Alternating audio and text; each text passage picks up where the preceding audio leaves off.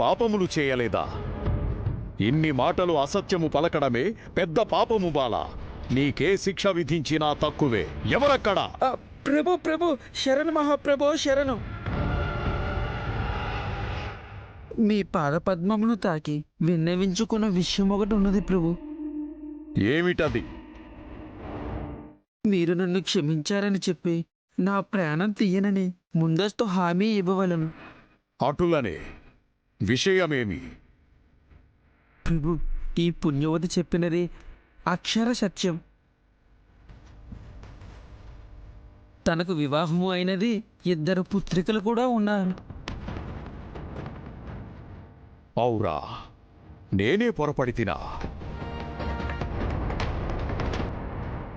లేదు లేదు, ఈ యముని పాశం ఖచ్చితంగా త్రినేత్రి ప్రాణములనే తీసుకొని వచ్చును.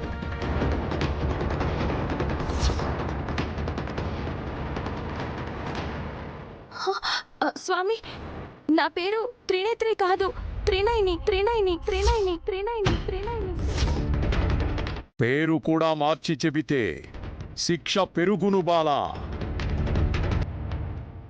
మహాప్రభు, ఇంక నేను ఈ విషయం దాచినచో నన్నే నూనెలో వేయించదురు మీరు.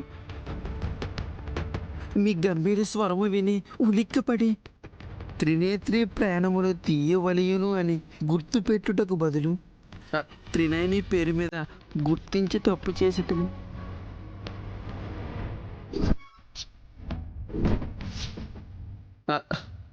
మీరన్నా ఆ బాల చనిపోలేదు ఇంకను. ఈలోపే నా తప్పుడు సూచనను అనుసరించి త్రినయని ప్రాణములను బలవంతముగా యమపురికి తీసుకొచ్చినది ఈ యమపాసము. మూర్ఖుడా, ఎంతటి ఘోర తప్పిదము చేసితివో ఎరుగుదువా నువ్వు? త్రినయిని సంపూర్ణ ఆయుష్కురాలు.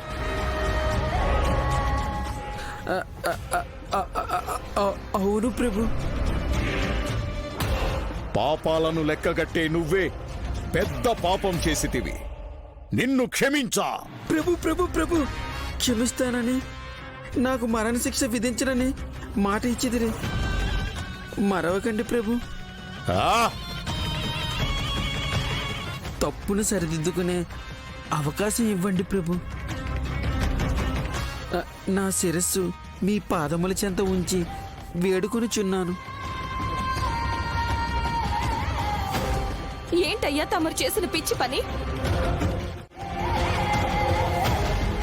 ఎవరి ప్రాణాలు తీయబోయి నా ప్రాణాల్ని ఇక్కడికి తీసుకొచ్చి శిక్ష వేస్తారా? ఇదేనా మీరు చేసే న్యాయం? పైగా ఈయన గారికి యమధర్మరాజు అన్న పేరు. పేరులోనేనా ఇక్కడ ధర్మం ఉండదా? ఏముండా? మీరు గద్దించినా ఇక నేను జడవను స్వామి. ఎందుకంటే మీ చిత్రగుప్తుడే తప్పు చేశాడు.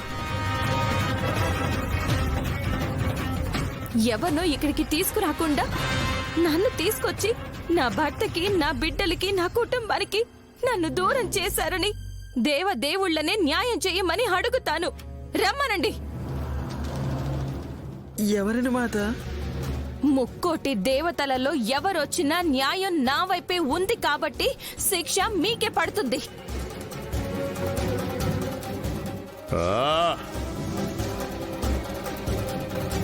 చూచితివా చిత్రగుప్త, అమ్మవారి భక్తురాలు కావున భయం వీడి ధైర్యం తెచ్చుకున్నది. కారణం నీ తప్పిదమే. ఇప్పుడు ఏం చేయడము ప్రభు? ఏం చేస్తారు? నా ప్రాణాల్ని తిరిగి నా దేహంలోకి పంపించండి. నేను మా ఇంటికి వెళ్ళిపోతాను. ఆవేశపడకు బాలా. నీకు ప్రమాదము జరిగి నీ దేహము కోలుకొనుటకు 3 మాసములు పట్టును.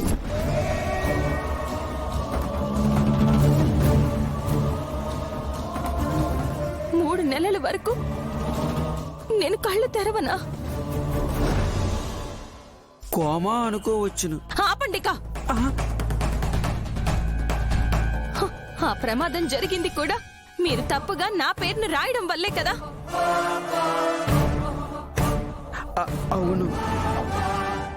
అలాంటప్పుడు నేనెందుకు 3 నెలలు స్పృహ లేకుండా ఉండాలి? అది కాదని గాయత్రమ్మ గారు పసిబిడ్డగా నా కడుపున పుట్టారు. 2 ఏళ్ల తర్వాత గాయత్రి పాపే నా కన్న కూతురు అని తెలుసుకున్నాను. కబుర్లు చెప్పడం కాదు, ఏదో ఒకటి తెచ్చిపెట్టి పిల్లలకి ఇవ్వాలి కదా. మీరలా అంటారనే జ్యూస్ తీసుకుని వచ్చాను. గాయత్రి, తీసుకు తాగు.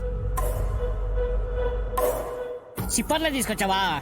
మంచి పని చేసావు సుమనమ్మా.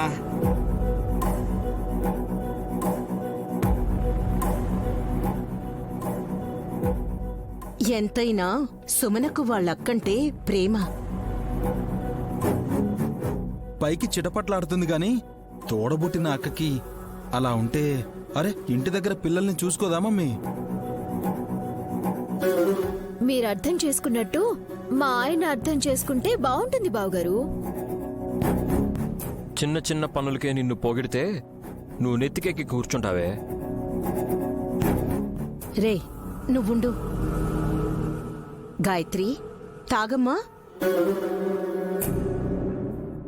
తాగాలి పాప. అమ్మ ఇంటికొచ్చేంత వరకు ఏమీ తీసుకోకుండా తాగకుండా ఉంటే నీరసం వచ్చేస్తుంది. తాగమ్మా, తాగమ్మా, తాగు తాగు తాగు.